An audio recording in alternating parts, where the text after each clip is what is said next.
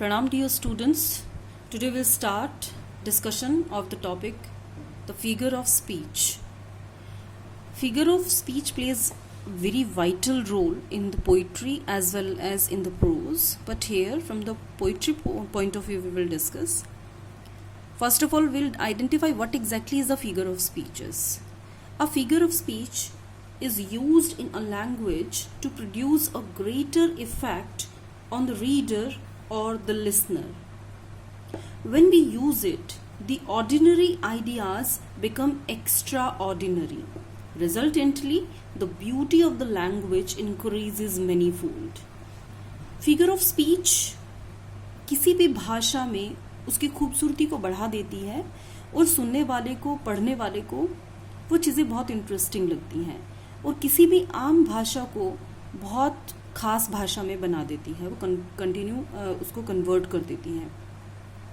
तो इस तरह से ये लैंग्वेज की ब्यूटी को इंक्रीज करने का एक सोर्स है. Just like as an ornament, जैसे बॉडी में हम कुछ ऑर्नामेंट्स यूज करते हैं दैट इंक्रीजेज द ब्यूटी, उसी तरह से figure of speech increases the beauty of the language too. So here we'll discuss the main figure of speeches. These are number one, simile. Simile, when there is a comparison of at least one common point between two objects, the figure of speech is called simile. It is introduced by such words as like, as, when we compare between two things, so or so as, etc. However, a comparison of two things of the same kind cannot be called a simile. So we have to just keep in the mind, whenever the comparison is there, these words must be used. अगर ये words नहीं आते हैं, like नहीं है, as नहीं है, as, so as, without these words, if comparison is there, then we cannot call it simile. तो simile के लिए इन words का होना बहुत ज़रूरी है. For example, life is like a dream. Here like word is used. कि ज़िंदगी क्या है? एक सपने के जैसा है. The child is as cute as roses. बच्चा इतना प्यारा है जितने की फूल होते हैं. गुलाब, यहाँ पर गुलाब की विशेषता बताई गई है और इसको कंपेयर किया गया है एक बच्चे के साथ. यहाँ पर एक ड्रीम के बारे में बताया गया है कि लाइफ क्या है, एक ड्रीम के जैसा है. तो ये कंपैरिजन यहाँ पर किया गया है कुछ वर्ड्स के साथ. As and as double repeated, बीच में एक वर्ड आ जाता है. फाइन. तो इस तरह से सिमिली का यूसेज होता है. There are many more other examples too, like I wondered lonely as a cloud. एक क्लाउड की तरह मैं ऐसे यहाँ वहाँ घूम रहा था. Life is as tedious as a twice told tale and live like a hermit but work like a horse. तो इस तरह के कुछ एग्जाम्पल्स होते हैं जो सिमिली को रिप्रेजेंट करते हैं. The next figure of speech is metaphor. A metaphor is a figure of speech in which two things are treated as one while comparing them. The words like, as, like are not used in a metaphor. This is similarly like a simile. Simile की तरह ही इसमें comparison होता है, but comparison के बीच में like and as words नहीं होते. यहाँ पर डायरेक्ट आरोप लगा दिया जाता है किसी चीज़ पर. For example, life is not a bed of roses. जिंदगी गुलाबों का एक बिस्तर नहीं है, जिंदगी बहुत टफ है. तो here the bed of roses. The next example is the news you brought is a dagger to my heart. जो खबर लेकर आई हो वो एक तरह से खंजर का काम कर रही है मेरे दिल में, तो वो खबर बहुत ज़्यादा अच्छी नहीं है. तो यहाँ पर it is a comparison. Generally in the common conversation at your home to your parents give you some metaphors like you are my lion, you are as brave as lion. So there are two comparison. If as brave as is used, तो it means it's a simile. अगर आपको direct कहा गया तुम तो मेरा शेर हो, तो it means डायरेक्ट आप पर शेर का आरोप लगा दिया गया है and it is a metaphor. The next figure of speech is a personification. Personification is a figure of speech in which lifeless objects or abstract ideas are spoken as having life and mind. It means यहाँ पर वो lifeless objects होते हैं जिनमें ज़िंदगी नहीं होती है, बेजान चीज़ें होती हैं, लेकिन उन बेजान चीज़ों को सजीव कर दिया जाता है, लाइव कर दिया जाता है. तो उन पर लाइवलीनेस का आरोप लगा दिया जाता है और फिर उन्हें पर्सोनिफिकेशन की कैटेगरी में रखा जाता है. For example, experience is the best teacher. Here experience, अनुभव क्या है? Can we see it? No.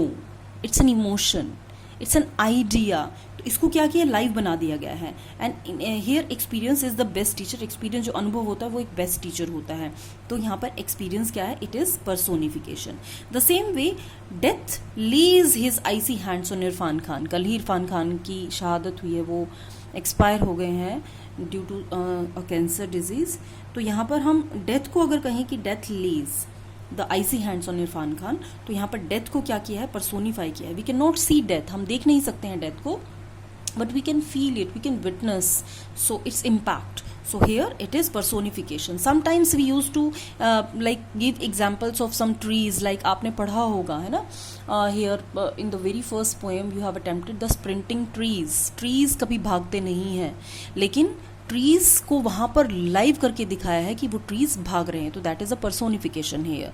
I am daughter of the earth and water. हम जनरली कहते हैं कि हम इस देश के बच्चे हैं, है ना, इस धरती माँ के बच्चे हैं. तो धरती कैन नॉट प्रोड्यूस यू, है ना, this dhara can not produce, but this is a personification. The moon veiled her face and for example authority forgets a dying king. तो there are some things like opportunity knocks at the door but once.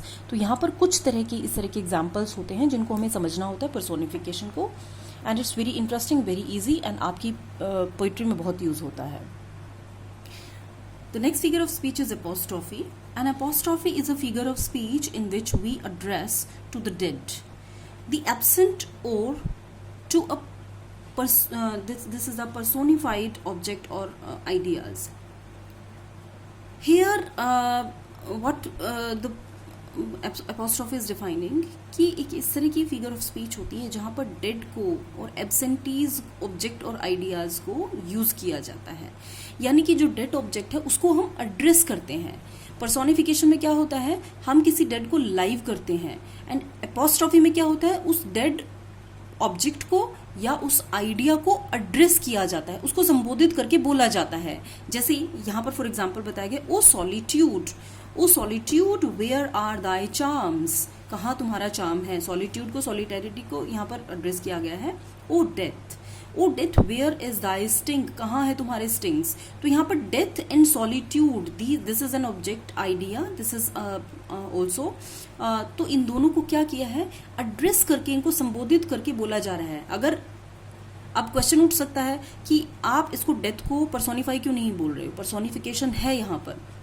One more thing is that जब इनको कभी भी address किया जाता है तो sign of exclamation is always used. जब इस तरह से साइन ऑफ एक्सक्लेमेशन यूजेज के साथ फिर हम उसको एड्रेस करते हैं तो फिर यहाँ पर ये पूरी तरह से एपोस्ट्रॉफी होता है. ये इसकी पहचान होती है, एपोस्ट्रॉफी की पहचान होती है कि अगर हम किसी आइडिया को, ऑब्जेक्ट को या किसी डेड पर्सन को हम एड्रेस करते हैं तो फिर वहाँ पर हम साइन ऑफ इंटरोगेशन के एक्सक्लेमेशन के साथ हम उनको यूज करते हैं, और that will be the apostrophe. बहुत अच्छी सी एक फिगर ऑफ स्पीच होती है ये.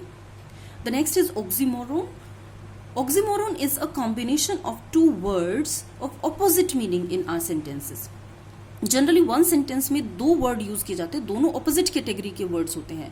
उन दो ऑपोजिट कैटेगरी के वर्ड्स को जब हम यूज करते हैं तो वो वहां पर ऑक्सीमोरन को क्रिएट करता है. फॉर एग्जाम्पल जैसे यहाँ पर दिखाया गया, the boy is regularly irregular. जैसे कि यहाँ पर बताया गया कि बच्चा जो है वो रेगुलरली इरेग्युलर है, लगातार वो इरेग्युलर चल रहा है. तो यहाँ पर दो वर्ड यूज हुए हैं, one is regularly, the second one is irregular. The next example is he led a life of active idleness. अब यहाँ पर he led a life of active, active यहाँ पर अपने आप में ही एक एक्टिवनेस को शो करता है, बट उसके साथ जो आइडलनेस वर्ड यूज किया गया है, ये आइडलनेस इसका क्वाइट ऑपोजिट है. तो दो ऑपोजिट वर्ड्स को यहाँ पर यूज किया गया. जैसे life is a bitter sweet, life is a bitter, यहाँ पर बिटर वर्ड को स्वीटनेस के साथ ऑपोजिट में यूज किया गया है, तो दैट इज ऑक्सीमोरन. और बहुत सारे एग्जांपल्स होते हैं, जैसे he appeared idly busy, idly busy, idly अलग है, busy is a different one. तो इस तरह से कुछ एग्जांपल्स यूज होते हैं ऑक्सीमोरन को क्रिएट करने के लिए. The next is onomatopoeia. Onomatopoeia is a different one. Generally अगर अभी हमने लास्ट जो चैप्टर पढ़ा था, on the face of it you can easily understand. Onomatopoeia is a figure of speech in which the sound suggests its sense.